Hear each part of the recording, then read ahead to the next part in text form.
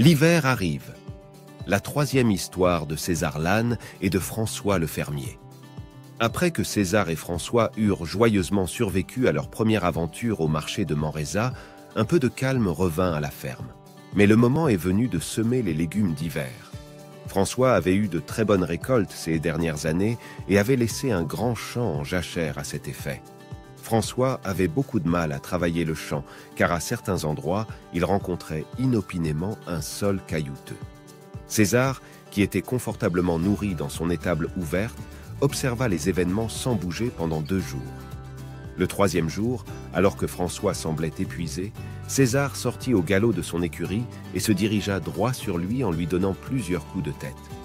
François, visiblement étonné, demanda à César ce qu'il voulait. César marcha d'un pas tranquille et visiblement ennuyé jusqu'à la grande charrette à bras et se plaça à côté d'elle.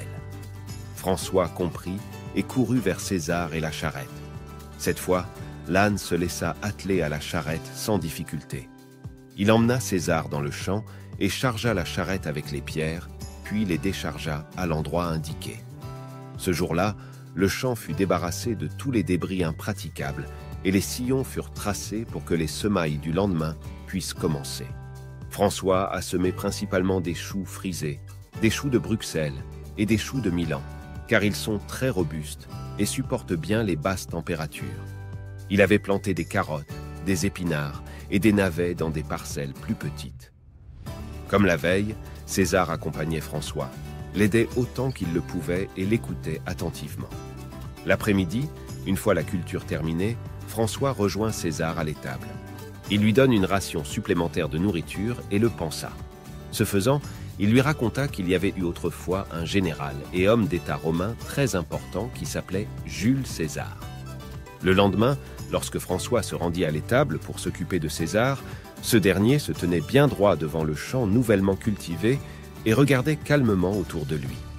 César semblait très fier que son homonyme soit un général et un homme d'État aussi célèbre. Pendant quelques jours, il s'est aussi comporté de façon très étrange.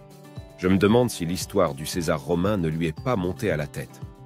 Qui sait ce qui se passe dans la tête d'un âne? François a pris la chose très calmement et prévoyait déjà comment vendre ou échanger ses légumes après la prochaine récolte et si César serait à nouveau têtu. Merci d'avoir regardé ma vidéo. D'autres histoires suivront bientôt.